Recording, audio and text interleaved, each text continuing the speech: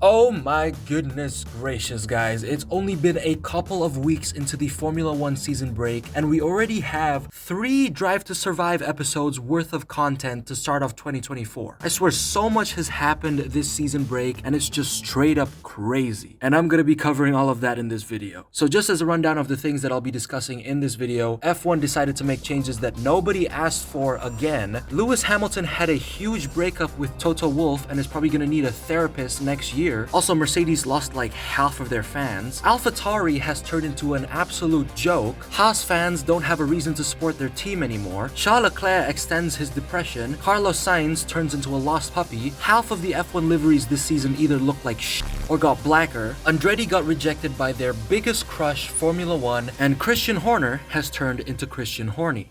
Die funktionieren im Moment nicht. That's harassment. Now, I kinda didn't want to make this video since F1 news content is kind of tiring to me. I mean, like, there's like 15 other guys uploading every day about the latest F1 content. So it's kind of like, oh shoot, you know, Lewis moved to Ferrari. Like, the moment I made one community post about it, 10 other guys already made a video about the entire situation, yapping for almost 20 minutes straight. Like, what the fuck? No, it cannot be, Ricky. Do I deserve to be out of the points? No. No, yeah.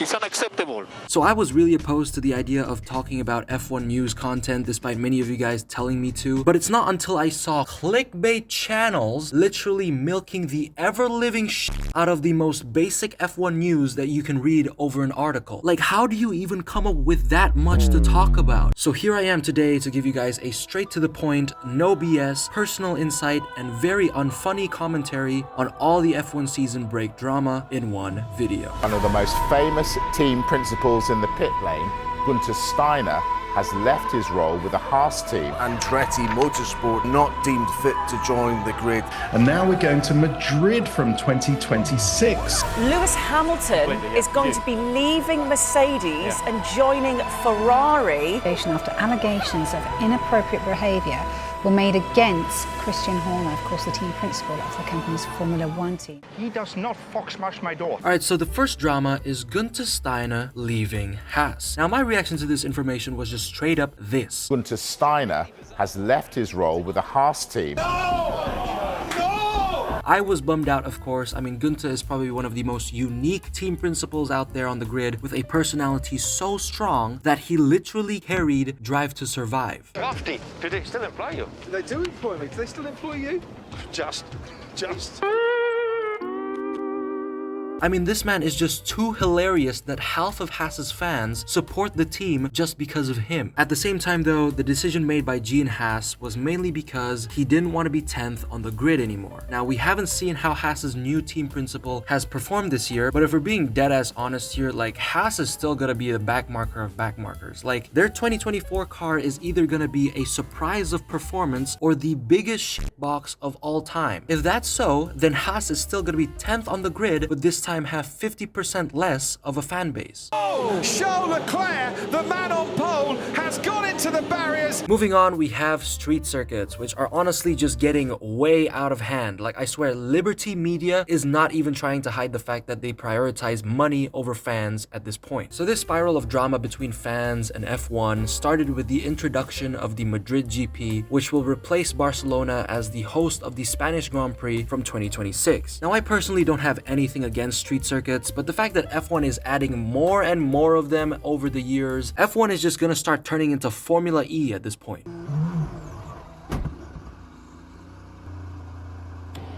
I'm out, man. Sorry. This is my alter ego. Anita Maxwin.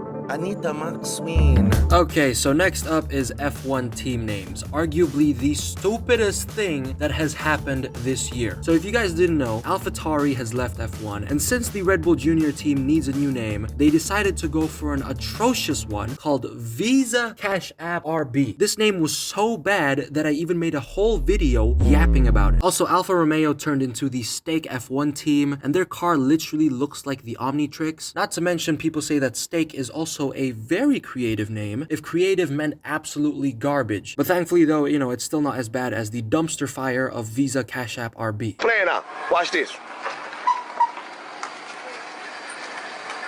What in the fuck is you?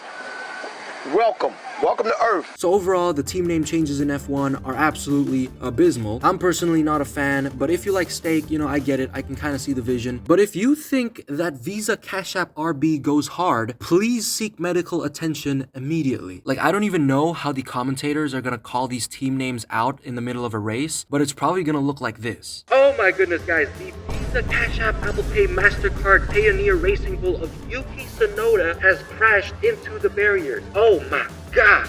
Guys, this is just absolutely insane for the Visa Cash App Apple Pay MasterCard Payoneer Racing Bull F1 team.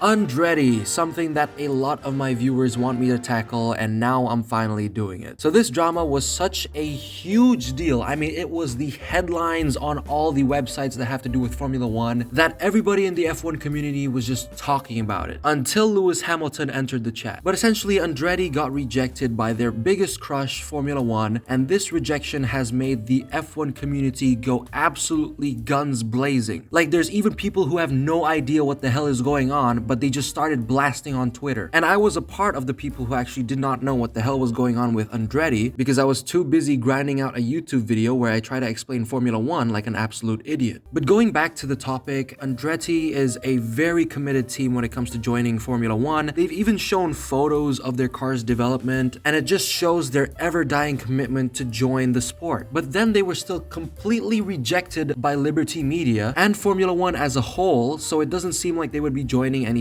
soon. But anyways, F1 gave their reasons of why they rejected Andretti, expressing skepticism about the competitiveness of the Andretti bid, saying that they have concerns about reliance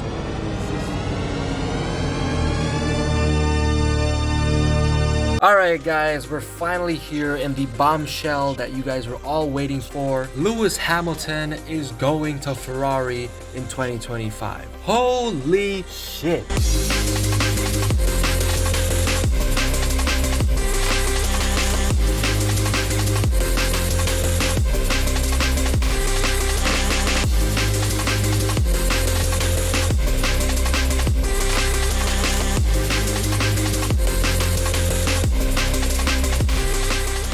Bro stepped once into the 2024 Mercedes and went, yep, I'm going to Ferrari. Fuck all of you guys. But anyways, this driver transfer is absolutely insane. Like, even my friends who don't know anything about F1 are hearing about this. Like, that was probably the only time I ever socialized with people through Formula One. And what made the transfer even more interesting is that Lewis Hamilton will be Charles Leclerc's teammate for 2025. Now, with all of these things, we can agree that Lewis Hamilton is either gonna have the most historical season with Ferrari or the most painful one in its history because Ferrari is incapable of being an organized team. If we stay at this pace, what are we looking for in terms of position? We can keep Bottas behind P1. Obviously, because you're leading the race. Now, a lot of people have been saying that this Ferrari move does not make any sense at all. Like, Lewis has all of the options in the world and he chose the team that makes their drivers depressed. You better win! Win all! But you know guys, in my very humble and very intellectual personal opinion, Lewis Hamilton choosing Ferrari is probably the smartest thing that he can do. I mean, sure, you know, Ferrari makes their drivers unbearably depressed. They edge them of a championship that they know they're never gonna get. Half of the people in their strategy team are probably from a mental hospital. Their engineers have a crippling addiction of checking things, and Lewis might suffer through huge hair loss when driving for the Scuderia. But just take the time to think about it. You know, if Lewis Hamilton manages to go through all of that, including the hair loss, and still snatch a championship for Ferrari, that is something more unbelievable than Nikita Mazepin finally not crashing in a race.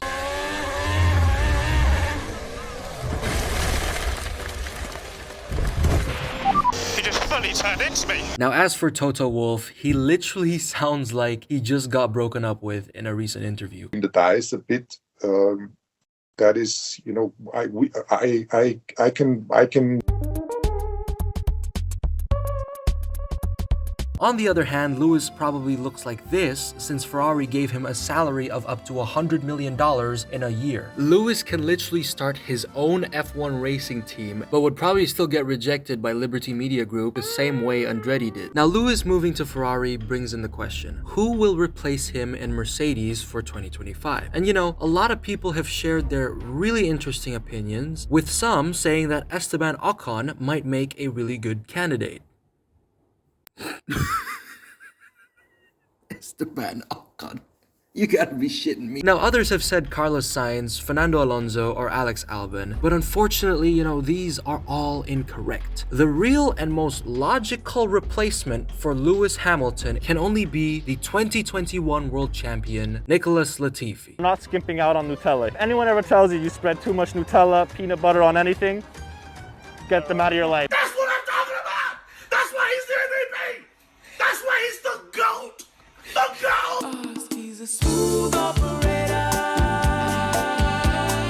Now, of course, let's not forget Carlos Sainz, who is probably losing his mind after he heard that Lewis is taking his seat next year. But if I'm being honest, he's probably happy since he doesn't have to deal with Ferrari's abysmal strategies anymore. Now, Carlos is pretty much this right now. He's a lost puppy without a clear seat for 2025. But I believe that Carlos might be able to secure a seat in the future, considering that he was the only non-Red Bull driver to win in 2023. Like, getting a win in 2023 if you're not in a Red Bull car is more unlikely than getting a win if you're gambling on stake. So keep in mind how special that win was, because the majority of F1 races in 2023 literally just went like this. And Formula One in 2023 is go! Max Verstappen dominates. Now, some say that Carlos Sainz could go to Aston Martin as long as the troll loses his seat, which is not happening until like the end of fucking time. But realistically, Carlos could replace Fernando at Aston, or go to Mercedes, or once again go to Sauber, which will eventually become Audi in the future.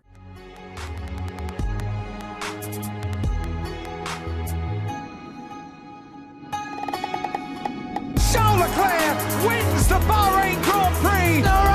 Lando Norris has taken pole. He won in Spa.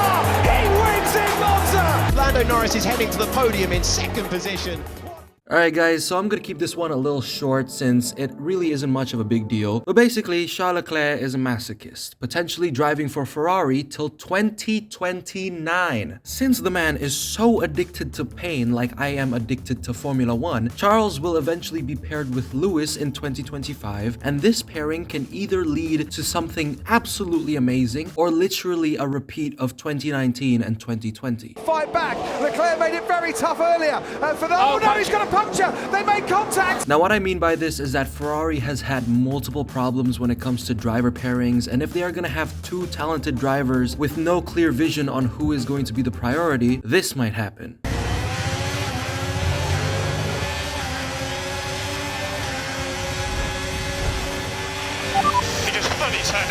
Now, of course, let's not forget the fact that Charles isn't the only person who has been extending his contracts. Lando Norris has also extended his contract with McLaren, where he's probably gonna race 200 more times and still not get a win. Change your car. You've got a problem. Change your f***ing car. Now, as I said at the start, in recent news, Christian Horner has turned into Christian Horny. So Mr. Horny over here has been accused of inappropriate behavior by a female colleague. In other words, probably sending a picture of his RB20 to a fellow employee.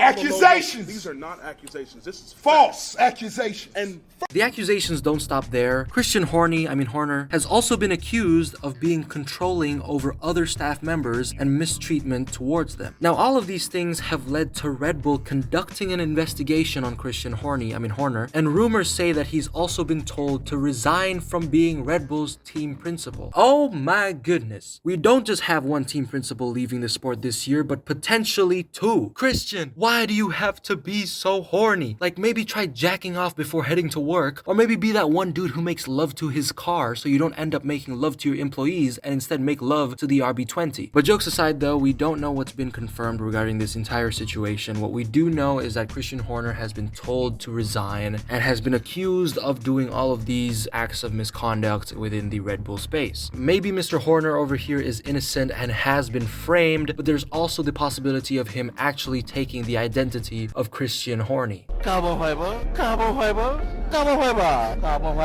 It's official, guys. It's not just F1 team names that are ruined, but liveries as well. And if you still don't know what the hell is going on, here's a quick rundown. Black. It is black. God! Both of them. Sick! It's black! Yes, chef. Oh my god! Like, you know these teams messed up if the only team that got the paint job right so far is only Visa Cash App RB. Now, a lot of people were bummed out when Haas unveiled their car, you know, it was pitch black, and even more when the Stake F1 team did. But then we were suddenly blessed with the camo pink sneak peek from Alpine. Surely they are taking a step in the right direction. But this is Alpine, guys. They'll find a way to mess it up. They found a way to mess it up.